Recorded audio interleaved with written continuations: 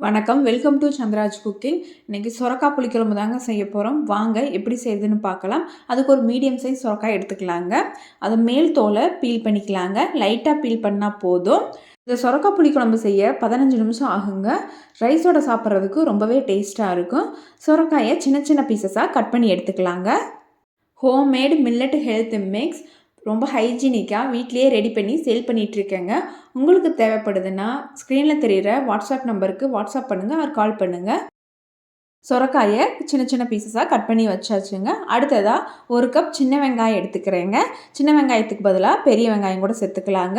2 medium size தக்காளி எடுத்துக்கலாங்க. சின்ன லெமன் சைஸ் புளியை தண்ணி சேர்த்து ஊற வச்சுக்கலாங்க.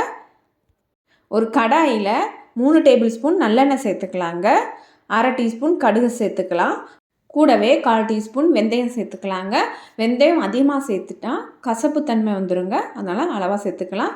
பாருங்கள், 1 கப் வெங்காயத்தை ஃபைனாக சாப் பண்ணி சேர்த்துக்கலாங்க. அப்போ தான் கிரேவி நல்லா திக்காக கிடைக்கும். இந்த வெங்காயத்தை பச்சை வாசனை போகிற அளவுக்கு வதக்கிக்கலாங்க. சின்ன வெங்காயம் சேர்த்து புளிக்குழம்பு செய்கிறப்போ நல்லா டேஸ்ட்டாகவும் அதே சமயம் நல்லா மணமாகவும் இருக்குங்க. வெங்காயம் பொன்னிறம் ஆகிற அளவுக்கு வறுத்துக்கலாங்க. கொஞ்சமாக கருவேப்பிலை சேர்த்துக்கலாங்க.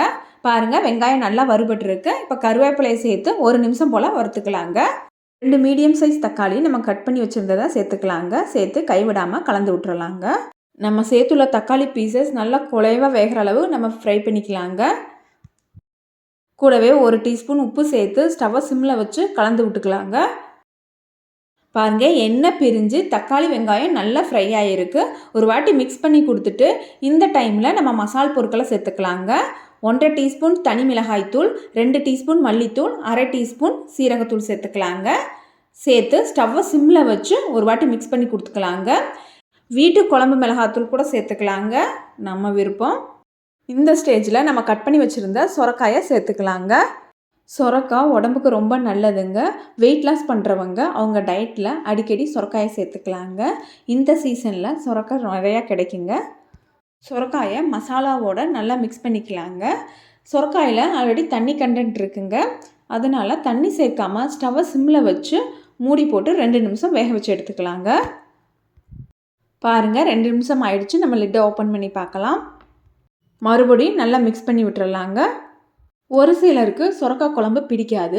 குழம்பு பிடிக்காதவங்க சுரக்காயை ஃப்ரை பண்ணி சப்பாத்தி ரைஸோடு சாப்பிட்றதுக்கு ரொம்ப நல்லாயிருக்கும். பாருங்கள், அடி பிடிக்காமல் சுரக்காய் 20% வெந்திருக்கு. இந்த ஸ்டேஜில் நம்ம ஆல்ரெடி ஊற வச்சுருந்த புளியை கரைச்சி வடிகட்டி சேர்த்துக்கலாங்க. கூடவே 2 கப் தண்ணி சேர்த்துக்கலாங்க. ருசிக்கு ஏற்ப உப்பு சேர்த்துக்கலாங்க. குழம்போட திக்னஸ்க்கு தகுந்தாப்பில் தண்ணியை கூட்டியோ குறைச்சோ சேர்த்துக்கலாங்க. இப்போ ஒரு வாட்டி நல்லா மிக்ஸ் பண்ணி விட்டு உப்பு காரம் செக் பண்ணிக்கலாங்க. செக் பண்ணிவிட்டு லிட்டு போட்டு க்ளோஸ் பண்ணிக்கலாங்க. ஸ்டவ்வை மீடியம் ஃப்ளேமில் வச்சு 7லிருந்து 10 நிமிஷம் வரையிலும் குக் பண்ணி எடுத்துக்கலாங்க. நமக்கு குழம்பு ரெடி ஆயிரும். பாருங்கள், 7 நிமிஷம் ஆயிடுச்சு. இப்போ லிட்டை ஓப்பன் பண்ணி பார்க்கலாம். குழம்பு பச்சை வாசனை போயிட்டு காயெல்லாம் நல்லா குக் ஆகிடுக்கு. ஆனால் குழம்பு கொஞ்சம் தண்ணியாக இருக்குது. உங்களுக்கு இந்த திக்னஸில் குழம்பு போதும்னு நினச்சிங்கன்னா ஸ்டவ் ஆஃப் பண்ணிக்கலாம். எனக்கு இன்னுமே கொஞ்சம் திக்காக வேணுங்க. ஸோ 2 நிமிஷம் விட்டு நம்ம ஆஃப் பண்ணிக்கலாம். லாஸ்ட்டாக கொஞ்சமாக கருவேப்பிலையை பிச்சு சேர்த்துக்கலாங்க. அவ்வளோதாங்க, நம்மளோட குழம்பு நல்லா திக்காக ரெடி ஆயிடுச்சு. உங்களுக்கு இந்த வீடியோ பிடிச்சதுன்னா வீடியோக்கு ஒரு லைக் கொடுங்க. சந்திராஜ் குக்கிங் சேனலை இன்னுமே சப்ஸ்கிரைப் பண்ணலைன்னா சப்ஸ்கிரைப் பண்ணிக்கோங்க. தேங்க்ஸ் ஃபார் வாட்சிங். தேங்க்யூ.